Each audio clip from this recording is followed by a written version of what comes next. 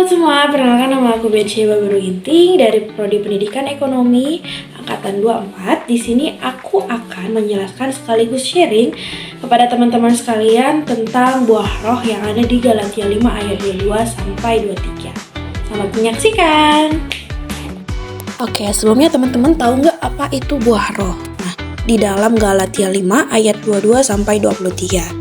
Yang berisi, tetapi buah roh ialah kasih, sukacita, damai sejahtera, kesabaran, kemurahan, kebaikan, kesetiaan, kelemah lembutan, penguasaan diri. Tidak ada hukum yang menentang hal-hal itu. Nah teman-teman, secara sederhana, buah roh adalah hasil dari Roh Kudus yang bekerja dalam diri kita. Ketika kita datang kepada Kristus, Roh Kudus memenuhi kita dan Dia mulai menghasilkan buah yang baik di dalam diri kita.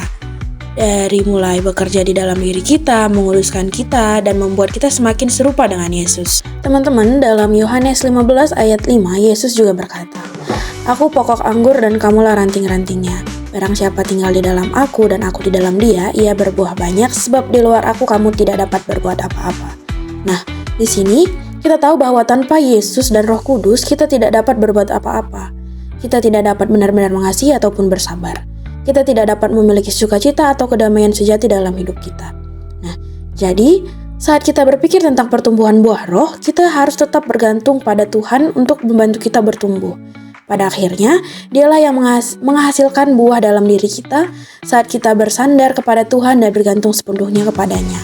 Buah akan tumbuh di dalam hidup kita. Nah, seperti yang sudah kita baca sebelumnya di Galatia 5 ayat 22-23, dapat kita simpulkan bahwa buah roh itu ada 9, yaitu kasih, sukacita, damai sejahtera, kesabaran, kemurahan, kebaikan, kesetiaan, kelemah lembutan, dan penguasaan diri.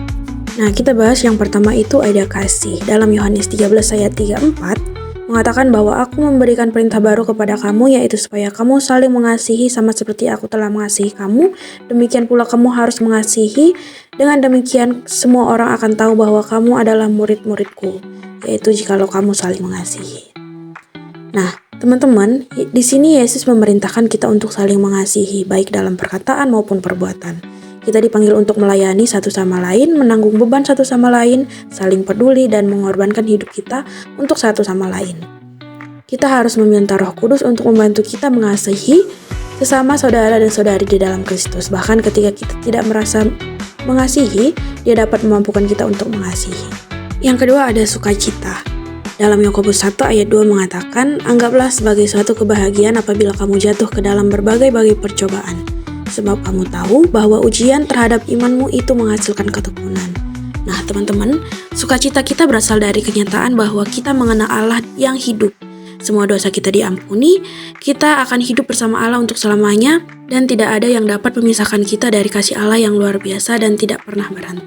Tidak ada yang dapat merampas semua ini dari kita. Kita dapat bersukacita bahkan ketika kita berjalan di lemah bayang-bayang maut, karena Tuhan adalah gembala kita. Dia memelihara kita, membimbing kita, dan memberkati kita. Kita dapat bersukacita ketika kita menghadapi berbagai macam pencobaan karena Tuhan sendiri, pribadi yang menciptakan alam semesta, adalah Bapa kita yang penuh kasih. Nah, yang ketiga ada damai sejahtera. Kita lihat dalam Yesaya 26 ayat 3 menyatakan, dengan cara ini engkau memelihara damai sejahtera yang sempurna, yang orang pikirkan tertuju kepadamu sebab ia percaya kepadamu.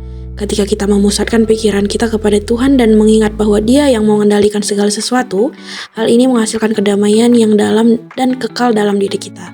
Ketika kita percaya kepada Tuhan, mengetahui bahwa Dia adalah Bapa kita yang baik, murah hati, dan penuh kasih, kita dapat beristirahat meskipun badai mengelilingi kita. Kedamaian kita tidak bergantung pada keadaan kita. Sebaliknya, kedamaian kita datang dari Roh Kudus. Selanjutnya ada kesabaran. Dalam 2 Korintus 6 ayat 4, yang berisi, sebaliknya dalam segala hal kami menunjukkan bahwa kami adalah pelayan Allah, yaitu yang menahan dengan penuh kesabaran dan penderitaan, kesesakan, dan kesukaran. Semakin kita bertumbuh dalam kesabaran, semakin kita seperti Tuhan, yang selalu sabar terhadap kita.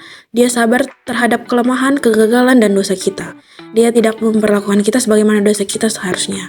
Sebaliknya, Dia dengan sabar membawa kita kembali kepadanya, berulang kali mengingatkan kita betapa Dia mengasihi kita dan membantu kita mengatasi pergumulan yang mengganggu kita. Karena Tuhan itu sabar, kita pun harus sabar. Jika ada kesulitan untuk bersabar, berdoalah kepada Tuhan. Yang kelima ada kemurahan. Dalam Matius 5 ayat 7 mengatakan berbahagialah orang yang murah hatinya karena mereka akan beroleh kemurahan. Nah teman-teman, artinya sebagai umat percaya kita tidak boleh sombong, melainkan tetap murah hati seperti yang diajarkan Tuhan. Lalu ada kebaikan. Dalam Roma 12 ayat 21 katanya janganlah kamu kalah terhadap kejahatan, tetapi kalahkanlah kejahatan dengan kebaikan. Tuhan menyelamatkan kita karena Dia sangat baik. Meskipun kita berdosa dan terpisah dari Tuhan, Tuhan memandang kita dengan kebaikan dan kasih. Hatinya penuh dengan kebaikan terhadap kita. Itulah sebabnya Dia mengutus putranya untuk mati menggantikan kita sehingga kita dapat diampuni. Ketujuh ada kesetiaan. Mazmur 33 ayat 4 mengatakan, sebab firman Tuhan itu benar dan segala pekerjaannya dilakukan dengan setia. Sama seperti Allah yang setia, kita pun harus setia. Pertama, kita dipanggil untuk setia kepada Allah. Akan ada saat-saat ketika kita sulit untuk mengikuti Allah. Ketika hidup benar-benar sulit dan kita berjalan melewati percobaan, mungkin ada saat-saat ketika kita merasa seperti berjalan di padang gurun. Pada saat seperti itu, kita harus setia kepada Allah dan kita hanya dapat melakukan ini dengan kuasa Roh Kudus. Kedelapan ada kelemah lembutan. Amsal 15 ayat 4 mengatakan, lidah yang lembut adalah pohon kehidupan, tetapi lidah yang licik melukai hati. Coba kita pikirkan betapa lembutnya Tuhan kepada kita. Dia adalah Tuhan yang paling suci yang menciptakan segala sesuatu, Raja segala raja. Namun Dia lembut dan penyayang terhadap kita. Ketika kita berdosa, Dia dengan lembut menegur kita, menuntun kita kembali kepadanya. Ketika kita berjuang, Dia tidak menyuruh kita untuk menyerah dan menjadi lebih tangguh, tetapi sebaliknya Dia dengan lembut menghibur kita, dan ketika kita patah, Dia dekat dengan kita. Sama seperti Tuhan begitu lembut kepada kita, kita pun harus bersikap lembut kepada orang lain.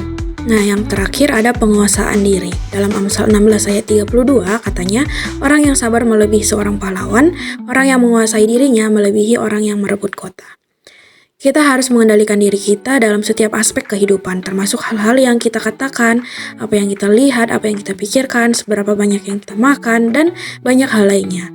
Meskipun pengendalian diri ini sulit, bila kita bersandar kepada Roh Kudus, kita dapat menolong diri kita untuk bertumbuh di dalam roh yang satu ini.